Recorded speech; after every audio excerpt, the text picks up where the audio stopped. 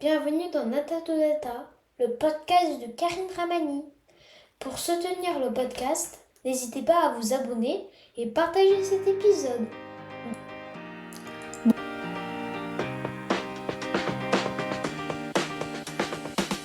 Bonjour et bienvenue dans Nata to Data. Après une courte pause, je reprends le micro. J'ai enregistré pas mal d'épisodes que tu vas pouvoir écouter tout au long de l'été. Comme quoi, j'ai pensé à toi pour occuper tes vacances.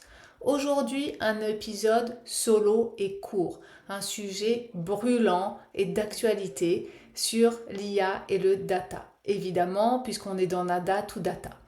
Je vais te parler comment j'utilise l'IA concrètement dans mes formations, mais aussi dans mes consultations.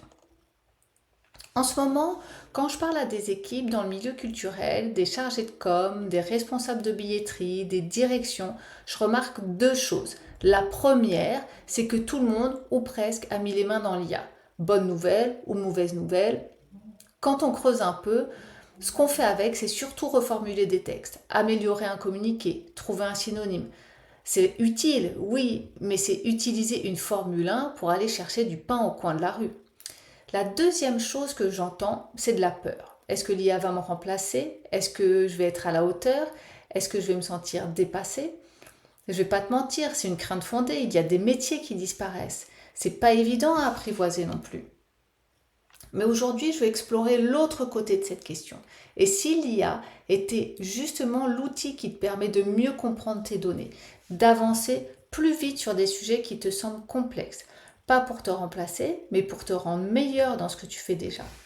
Parce que l'IA, c'est pas une compétence en soi, c'est un outil, c'est un levier. Et comme tous les outils, sa valeur dépend entièrement de ce que tu lui apportes. J'ai une formule que je répète souvent, c'est garbage in, garbage out. Ce que tu mets dans ta billetterie, c'est ce qui va sortir de ta billetterie. Ce que tu mets dans ton CRM, c'est ce qui va ressortir de ton CRM. Donc évidemment, si tu lui donnes du vague, il va te rendre du vague. Et d'ailleurs, s'il y a une IA qui s'appelle copilote, c'est que c'est toi le pilote. Donc tu as le contrôle de ce que tu fais avec l'IA. Laisse-moi te raconter comment tout a commencé. En fait, quand je montais des tableaux de bord pour des équipes, je leur demandais souvent qu'est-ce qu'ils voulaient voir dedans. Et cette question, elle menait absolument à rien. Au mieux, une liste d'épicerie de 50 indicateurs, au pire, un grand blanc en face de moi. Les gens ne savaient pas quoi me répondre. C'est là que je me suis rendu compte que je prenais les choses dans le mauvais sens. J'ai travaillé à monter une formation sur les tableaux de bord utiles et actionnables. J'ai complètement revu ma façon de faire. Je suis passée de qu'est-ce que tu veux voir à des questions différentes. Qu'est-ce que tu dois décider chaque semaine?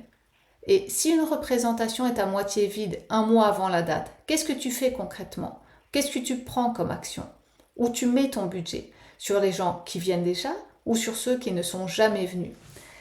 Et ces questions-là, elles font partie de ton quotidien, mais la plupart du temps, elles sont complètement décorrélées de la façon dont on monte un tableau de bord. Sans ces réponses, le tableau de bord, il sert à rien. C'est un outil décoratif qu'on peut poser sur un mur, mais il t'aide pas à décider quoi que ce soit le lundi matin. Alors j'ai eu une idée. Je me suis dit, ça va être complètement fou. J'ai transformé l'agent IA en perroquet de ce que je répète tout le temps en consultation. Un agent, pour ceux qui ne connaissent pas, c'est simplement un outil à qui tu as donné des instructions précises une fois pour toutes et qui les répète tout le temps. Le mien, je lui ai dit, avant de produire quoi que ce soit, pose les bonnes questions, pousse la réflexion et seulement après, propose quelque chose, donne une réponse. Et en formation, quand les participants soumettent leur projet à cet agent, quelque chose se passe. Il leur pose une série de questions. Des gens qui n'avaient jamais réfléchi à leur tableau de bord de cette façon-là commencent à nommer ce qu'ils veulent voir vraiment. Pas les données qu'ils ont, pas les indicateurs qu'ils veulent voir, mais les décisions qu'ils doivent prendre, les décisions qu'ils doivent éclairer, les actions qu'ils doivent faire, toujours alignées avec leurs objectifs, les problématiques auxquelles ils doivent répondre dans leur quotidien. Et en faisant ça, ils apprennent sur leur propre projet en vrai. Et pour moi, ça a résolu un problème très concret. Je ne suis pas graphiste. Quand je dois transmettre une idée de tableau de bord à un prestataire, mes croquis, ils ressemblent à rien. Mon prestataire avait du mal à les lire. On perdait du temps, on faisait beaucoup d'allers-retours. Je passais des heures à rendre quelque chose de lisible sans jamais vraiment y arriver. Avec l'agent, on est passé d'un griffonné sur un coin de table à une maquette qui est devenue un outil de discussion solide, bien plus clair que mon croquis et puis sans y passer des heures. Ce n'est pas l'IA qui avait réfléchi à ce tableau de bord, c'est moi. Elle a juste rendu ma réflexion lisible. Elle répète ce que je sais déjà, comme un perroquet, mon perroquet. Et elle s'assure de louper aucune étape. Ce que je veux que tu retiennes aujourd'hui, la peur que l'IA te remplace, je la comprends. Mais est-ce que tu l'utilises pour penser moins ou pour penser mieux ? Moi, j'ai transformé l'IA en perroquet de ce que je sais déjà. Il structure ma réflexion, il matérialise mes idées, il me fait gagner du temps sur des choses où je ne suis pas bonne, comme dessiner un croquis lisible.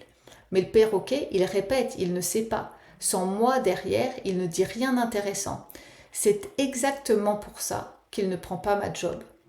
Dans le milieu culturel où on manque de temps, où on porte souvent plusieurs casquettes, où on arbitre au quotidien entre l'urgence et l'important, avoir un perroquet bien briefé, c'est une ressource.